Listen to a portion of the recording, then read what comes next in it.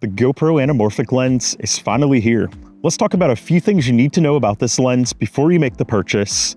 And then after you've made the purchase, what are the best settings to get the best results with this lens? That's what we're going to explore in today's video. So before you buy the anamorphic lens, a couple things you should know.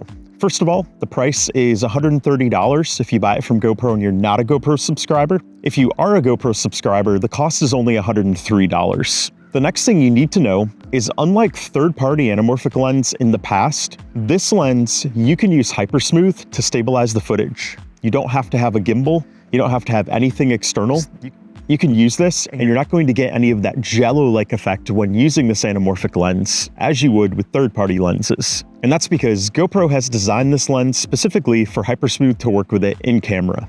The next thing you need to know is the anamorphic lens will only work with the Hero 13 Black. It will not work with any other GoPro camera. GoPro has designed this lens so where it attaches, it simply will not attach to any other GoPro. I tried it just to see, it won't go on at all. And a little bit later in this video, I will show you how to attach this to the Hero 13 Black. The next thing you need to know about this anamorphic lens is the de-squeeze happens automatically in the camera. You don't have to de-squeeze later on when editing. So this is a really nice design feature from GoPro. If you're not someone who wants to do a lot of editing later on, if you simply want that 21:9 aspect ratio footage straight out of the camera, this anamorphic lens makes that really easy to do. And in general, these are a few things that are going to help you get the best possible footage with this lens. First of all, make sure to use this in good lighting.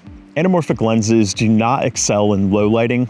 And if you use it with city lighting, there's going to be that lens flare, which can look kind of cool with the sun, but when you have it with a bunch of street lights, it doesn't necessarily look the best with this. This isn't where this lens shines. This lens is good for good daytime lighting. If you don't like the lens flare movement when you have hypersmooth on, you can turn hypersmooth off and you can use this on a gimbal.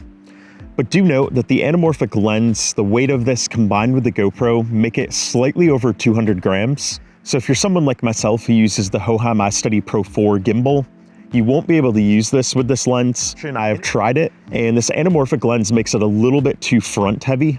So the gimbal cannot properly support the weight of this without it trying to tilt forward. If you're looking for a gimbal that's a little bit more powerful while still being affordable, check out the video on this one above. It's a gimbal I've also used for a while when I need to use accessories with my GoPro, in which case those accessories make it weigh more than 200 grams. The payload on this gimbal is more than enough to support the GoPro with the anamorphic lens. And the other thing you need to know about this anamorphic lens is, unfortunately, you cannot combine ND filters with this. I attempted to do so using the GoPro ND filters and using third-party ND filters. Unfortunately, it's just not possible to combine them. I'm hoping a company might design an ND filter that can go over this or behind it. If they do, I will definitely buy one and tell you about it here. But until then, you can only use the anamorphic lens. You can't combine it with any other lenses. So next, let's talk about how to put this lens on.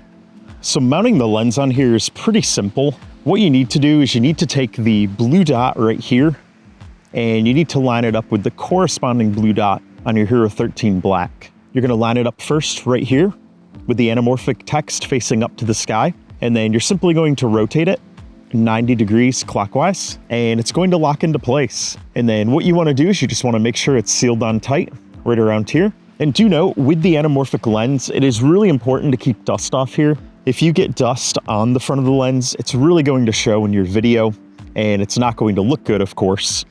So it is important to keep it dust free. And of course, when you're not using the lens, I do highly recommend keeping the lens cover on. This rubber lens protector is going to protect the lens from you crashing it into anything, or from it getting scratched in your pocket, anything like that. So I definitely recommend the lens cover when it's not in use. So now that we've got the anamorphic lens on, let's talk about those settings. So the first thing you want to make sure of when you've attached the anamorphic lens is you want to make sure it says anamorphic up here at the top. When it says anamorphic there, that means the Hero 13 Black is detecting your anamorphic lens properly, and that is really important to using the anamorphic lens. If it doesn't say it, go over here and click on this button right here where it says lens attachment, and either select auto detect or scroll down and select anamorphic manually. Since it is detecting mine properly, I'm just going to keep it at auto detect. Auto detect should work most of the time. So the first thing we want to do here is we want to click down here where it says video, and we want to adjust the settings here. So first of all, for the profile, if you don't want to shoot in log, you'll want to select standard. In other words, if you don't want to use the GP log color profile and you want to use normal, select standard here. In my case, I want to use log. I want to get the very best footage with this camera and I want to grade it later on. For the framing, you're only going to have one option. It's going to be the 21:9 aspect ratio. That is the anamorphic aspect ratio. The great news for resolution is you can do 5.3K all the way up to 5.3K 60. So I highly recommend doing the 5.3K. The only exception would be if you want to do anything that's super slow-mo, in which case you'd want to do 4K 120. But in my case, I'm going to do 5.3K 24. But if I did have clips I wanted to slow down later on, I would do 5.3K 60. For the digital lens, you do have 4 options here. You have ultra wide, wide, ultra linear, and linear. And this is ultra linear. Ultra linear is pretty much what I'm going to use this anamorphic lens in most or all of the time. This is what linear looks like. So as you can see, linear has quite a bit of crop over ultra linear. The only reason you might want to use linear is if you want something zoomed in a little bit more.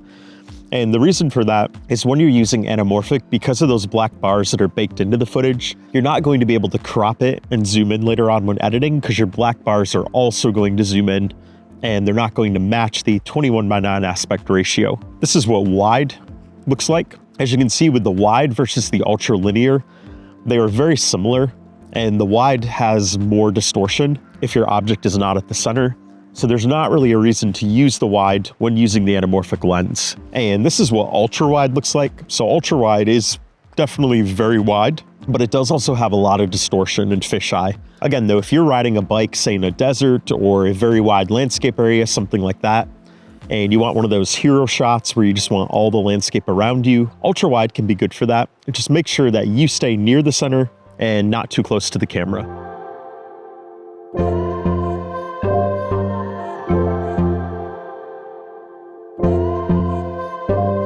Ultra linear is basically going to be wide with a standard lens, but there's not going to be any distortion.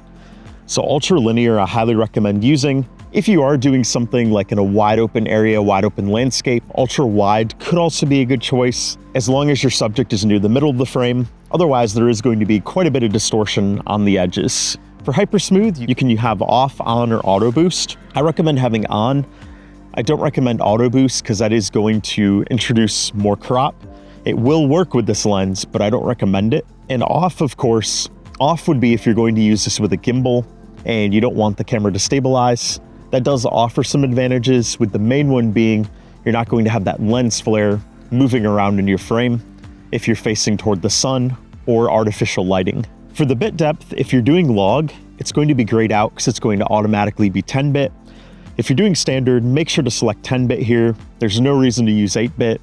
8-bit only has 16 million colors, 10-bit has 1 billion possible colors. You definitely want the most possible colors you can get. For bitrate, make sure that's set to high.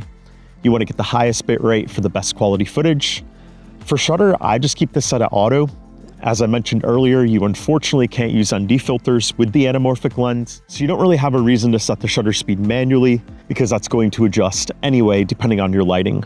With the anamorphic lens, the EV comp, I do keep that set to 0. I have found there's not really an advantage to slightly underexposing it. When I bring it up later on, the shadows tend to get a little bit grainy, so I like to leave it at 0 for this. For the white balance, if you're filming in the daytime, I recommend setting that manually to 5500K. If you are filming around sunrise or sunset, set that to 6500K. ISO min, keep that at 100. ISO max, keep that at 800.